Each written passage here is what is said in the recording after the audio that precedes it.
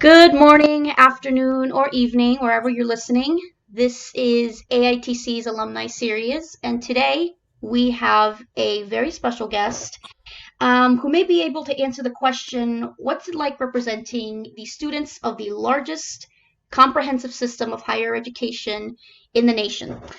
Today's guest, Mike Braun, has a resume with the word president literally written all over it. He started small, or rather large, as the student body president of his high school, while serving as captain of his baseball team. And after graduation, he enrolled at SUNY Cortland, and not only did he become president of his social fraternity, but he was also elected president of the SUNY Cortland Student Government Association, where he and his cabinet managed a budget of over $1.4 million. But he didn't stop there.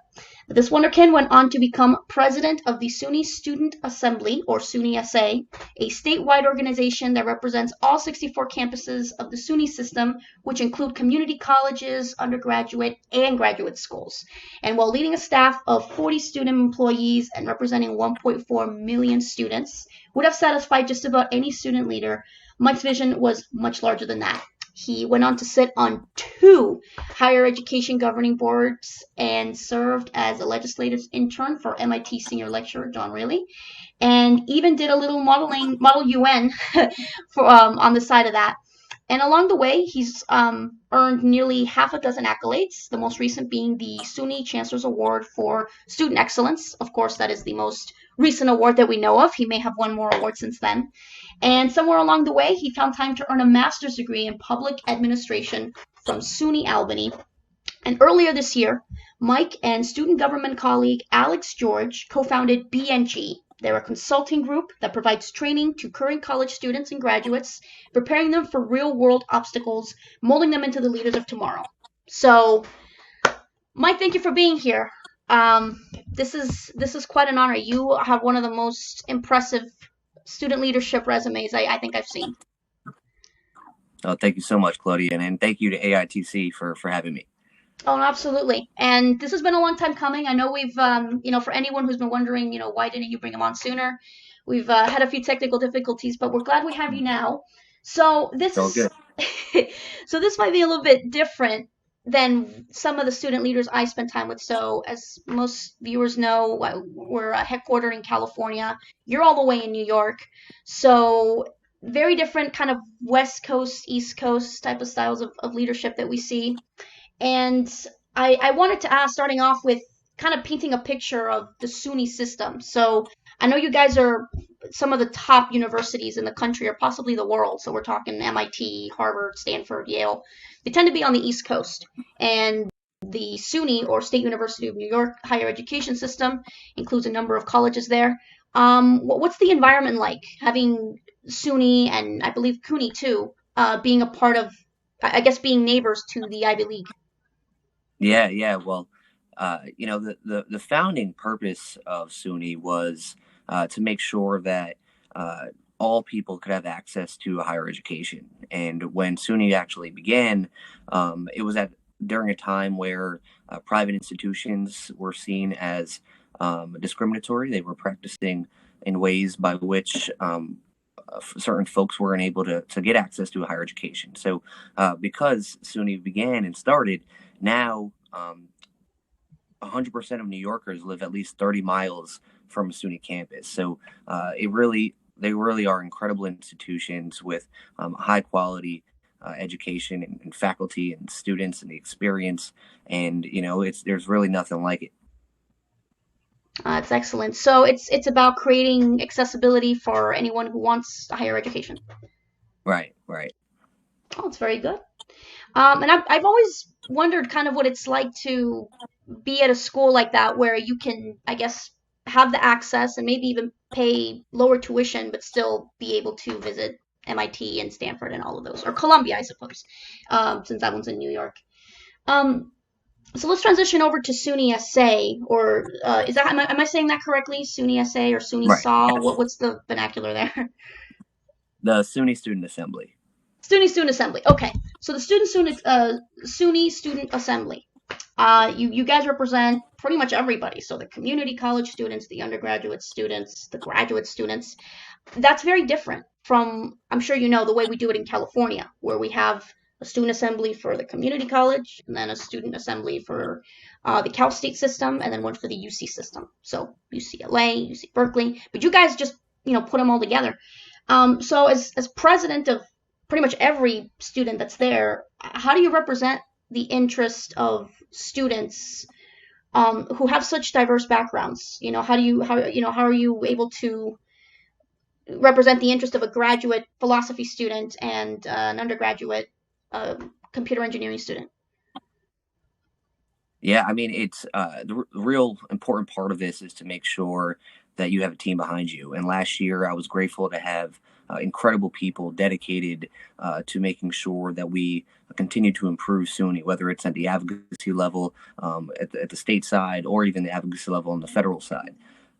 You hit the nail on the head. SUNY is the largest, most comprehensive system in the nation, and we represent a lot of different now because of that and because of that realization, we need to make sure that we have a diverse team behind us that can continue to move in the dial forward. Okay. And then I'm guessing you have, because when I was giving you examples, I forgot to mention the people in the community college system. So that might include some single parents who are trying to get a certification, Right. and then some people who want to get a PhD. So Right. you have representation for community college students. Is there some sort of rep system for that? Yeah, yeah, it's a legislative body, so Mm. based on the amount of students that are enrolled, they get a certain amount of voting delegates in, or basically it's like an electoral system. But internally within the organization, we have representatives that are assigned different colleges and they work with those schools. But you're right. The average student now is the non-traditional student. Those that may be going part time, those that may have a family back at home and they're trying to get their degree or pursue even a workforce development. So we got to make sure that our system that we have within our organization is reflective of the types of activities that we have to do. And we did a great job last year by doing that, trying to make sure that students' voices were heard. And the team now is also continuing that and doing an incredible job as they begin their year in advocacy. Great. And I know you've graduated. Obviously, you've done your master's, and now you're a working adult. Do you still keep in touch with the SUNY leaders, student leaders?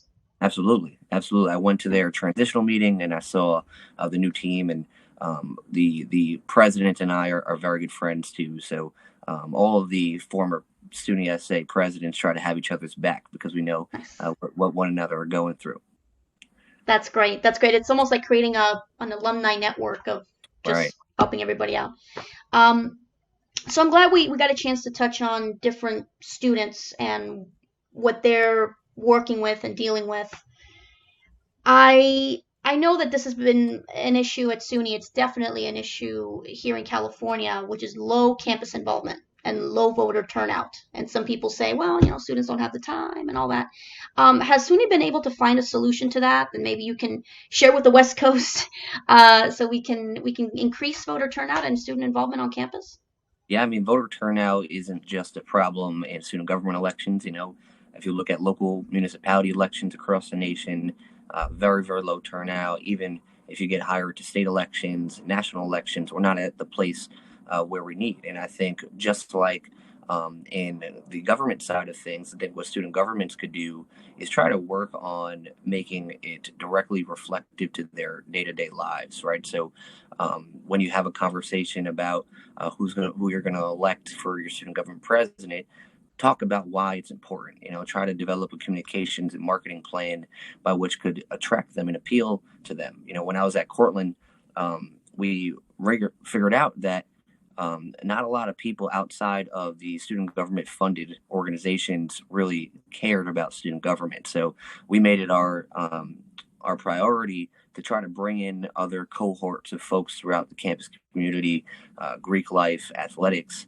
and relate that to what student government can do by helping them on issues that are related to them, right? So if you're talking about funding for a recreational sports club, or if you're talking about, the more community service events for Greek life, all of those, if you could relate it to the student government aspect of things, I think could help get the word out, and hopefully in the end increase that voter turnout that we all want to get.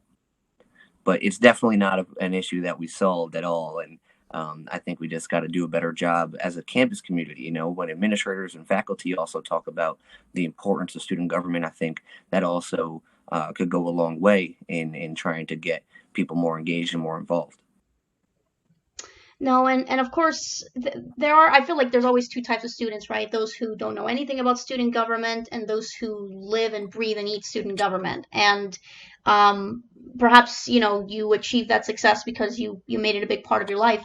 And you Right. probably worked with a lot of students who were very invested in it. And I know from my own experience, we tended to have those students, poli-sci students, philosophy students, history students. So a little bit leaning more towards the public service side of things, or the student government, or the government side of things.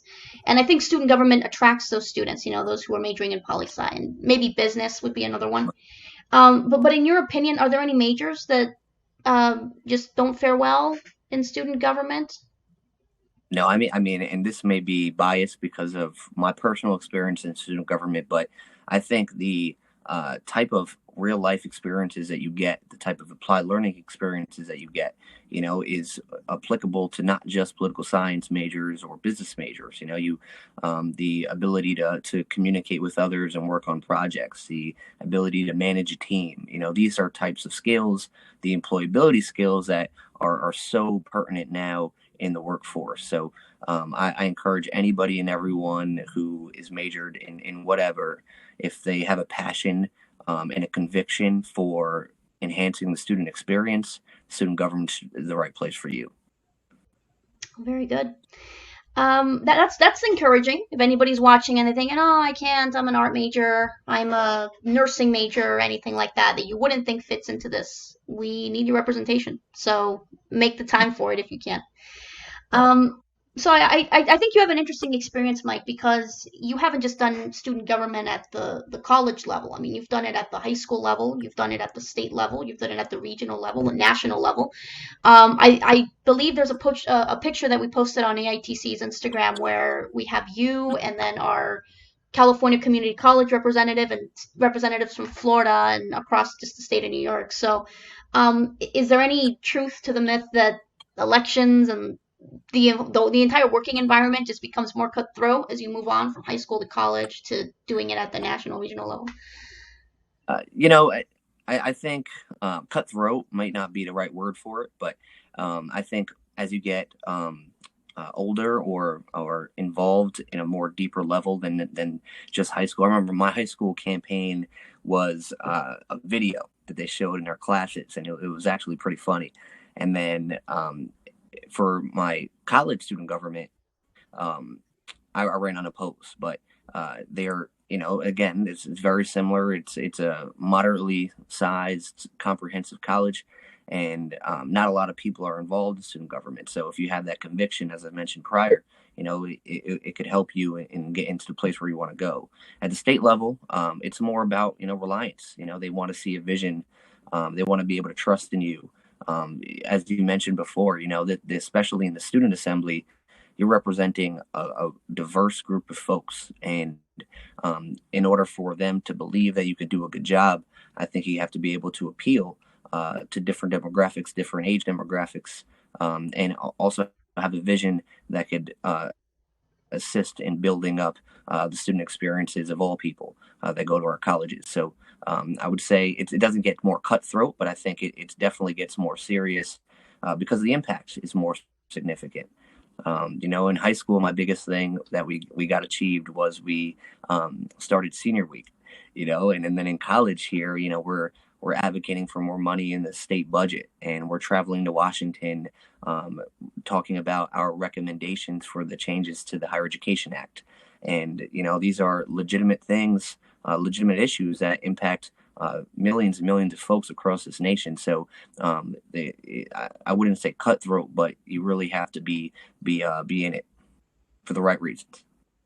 for the right reasons, of course. And we'll have to see if you can let us watch that video of you from high school. That'd be great, because obviously you won and you became a great success. So if anyone wants to take notes, any high school students, there you go. We're not watching that video. Oh, now watching. Okay, well, never hurts to try. So we'll get them. We'll talk them into it, guys. Okay, so we've talked about a lack of student involvement, or maybe us wanting to have more of that. Another issue that we've seen in California at the Cal State level and UC levels, we've seen it at the community college level quite a bit, is as we transition into voting electronically, as opposed to just doing the old-fashioned ballots, there have been some issues as far as campaign violations. Some people are even taking other students' student ID numbers and using them to increase votes. So there's been accusations of voter fraud, and we seem to have this more and more as we increase technology.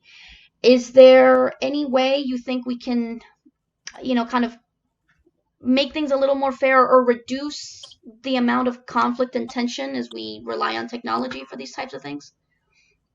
When I saw that question, I hope that there isn't voter fraud in student government elections, but there are a lot of good softwares out there.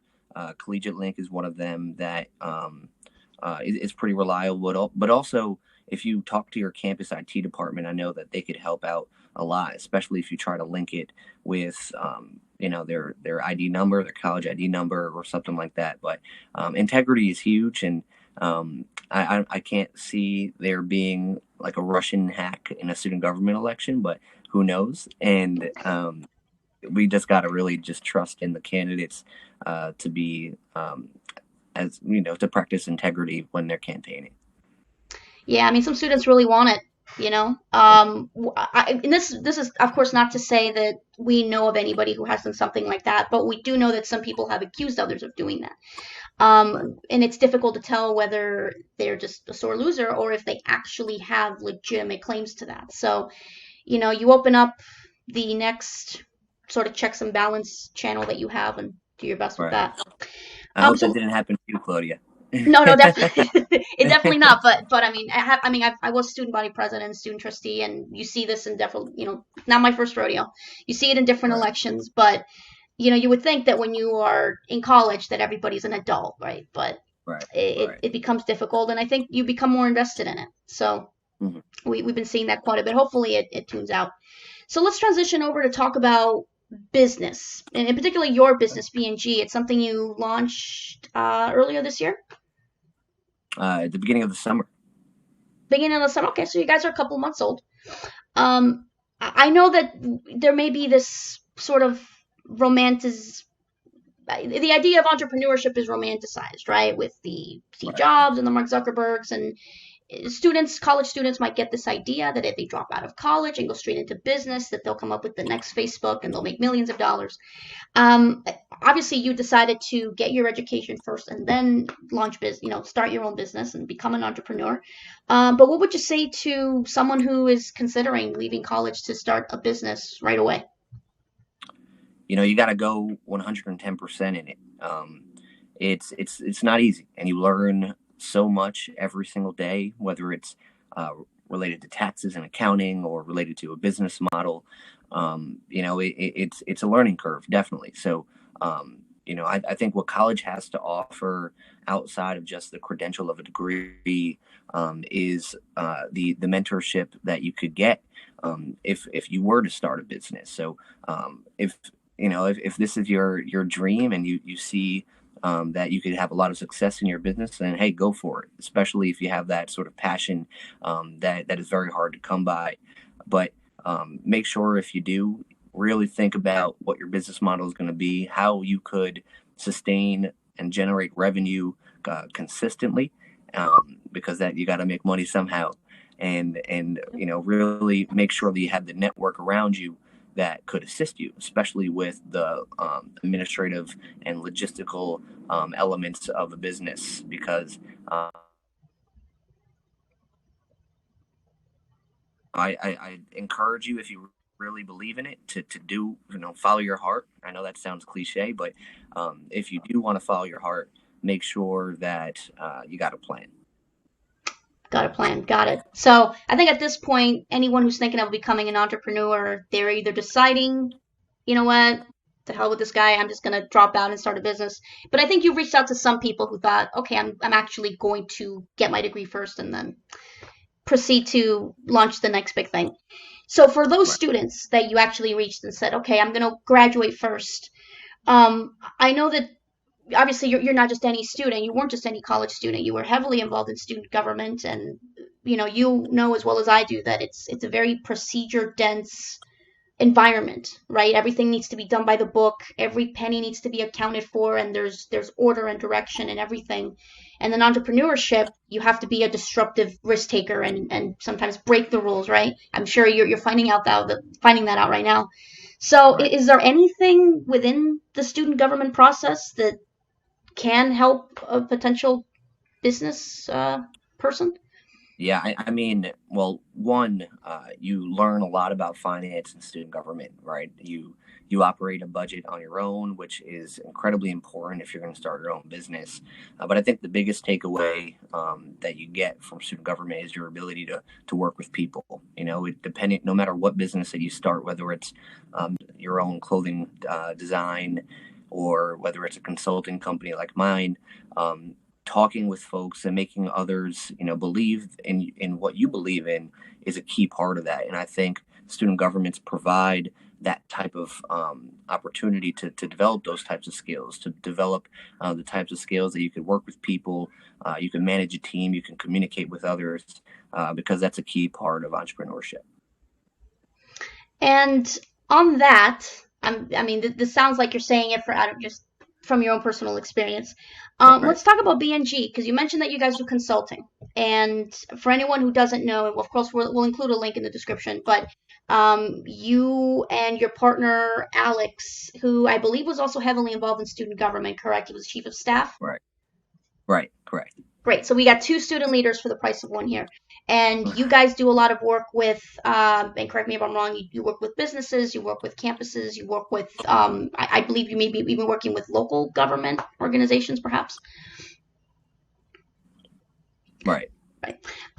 So obviously you mentioned it was something created out of a need for training for a younger generation. But what do you think it says about student or not students but college that you spend 4 years there, get into tens and thousands of dollars of student loan debt, and then you graduate and you have a hard time finding a job? It's like all the time and the money. Shouldn't you at least have gotten some basic work skills? Because that's the gap that you guys are trying to fill. What's Right. your opinion on that? Yeah, I mean, I think college does a really good job in providing those types of skill development, employability, skill development for those who seek it out, right? I mean, student government did that for me. I'm sure student government did that for you. But some others who may not be as involved may not have those types of opportunities. So what we want to do is couple with the efforts that are already on the ground at colleges and high schools, and utilizing our experiences to empower and educate others. So I think this is not saying that the educational institutions don't already do a good job, but this is just allowing for us to have a platform to empower and educate and inspire others to develop those types of skills that were so important to us growing up in that college environment. Great. And before we started recording, we talked about some of the new products that you guys have launched, or packages, services, however you want to identify them as. Right. And it ties into perfectly to our next question because, obviously you know that the consulting industry is very competitive. And, what would you say is something that sets you and Alex apart? And, maybe you can talk about those products that you guys have put together. Yeah, I mean, our biggest selling point, I think, is our ability to connect with our generation. We have over 10 years of student leadership experience, especially student leadership being our niche. I think that we could go in there and relate to those types of folks who are trying to build these types of skills out and become a better leader. I think that is the reason why we wanted to start this. We really had a passion for working with students, working with young people, and building up these types of skills that we see is so important to their success. So I'd say that, and also our network that we have in the field throughout education, throughout our experiences in SUNY, we really were able to interact and engage with incredible professionals that have so many different disciplines, and as in a consulting company, being able to bring in different experts so that we could combine levels of expertise to help provide solutions for folks, I think is a really big key in that. So I would say the experiences that we have, as well as our ability to connect with young folks, is what sets us apart. Okay, so I'm going to close this out with a devil's advocate question because we may have viewers who Right. might be thinking this. Um, you and Alex have recently graduated. You started your company this summer. You've been focusing on student government. What is your response to a skeptic who says, okay, they're trying to teach young kids how to work, but they're graduates. Look at them, they still got a little peach fuzz. Not in your case, but they're young. What can Right. they haven't had a real job really yet? What can they bring, or why should I allow them to talk to students? What can they bring to my company? Right. Yeah, I mean, we're focusing right now on student leadership. So, um, right now is the time where we're developing out workshops that work. We just had a workshop at a university on operating as a student leader. So that's sort of our first way to build up that credibility to hopefully get into companies and do these types of workforce development pieces that we have a real passion for. But you're right, we haven't had experience in the workforce, but I think employability skill development is different than I'd say the workforce development piece, right? What are we talking about? The ability to communicate with others, teamwork, collaboration, networking. Those are the types of skills that we were able to develop throughout our time in student leadership, and it's really a testament to what student leadership could bring for young people. Having the opportunity and the platform to develop as a professional while still in college is just an incredible opportunity for you as a young person, and being able to reflect on those types of experiences and empower others through those experiences is really how we're going to get there. So we want to perfect the niche of student leadership, and then hopefully after that be able to have workshops that work in building up those employability skills that so many employers are looking to develop for all of their entire workforce. Well said. Well, Mike Braun, everybody, this is the guy we're meaning to introduce everybody to. I'm very glad you made the time for this. Of I course. don't doubt that you're going to get some questions down below in the comments, or maybe, we'll direct people to your Instagram. But where can people find you, and where can they find out more about BNG? Yeah, so we have a website. It's bgconsultinggroupllc.com. We also have Instagram, Twitter, and Facebook. So please go and follow us. And of course, reach out to me either through messaging on the Instagram DM or whatever it is. We'd love to work with you folks. We really want to be able to continue to empower young people and use sort of what we were able to develop and help develop those skills for young people as well. So let us know, hit us up, and we'd love to work with you.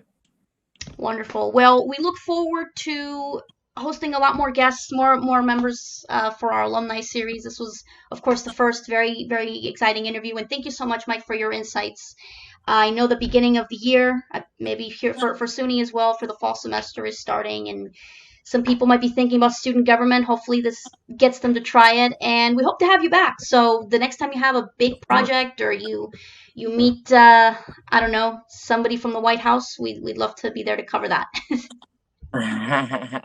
Well, thanks so much, Claudia. Thank you, AITC. Enjoy your semester. Best of luck, and continue doing what you're doing. Excellent. Well, thank you so much, and thank you for watching.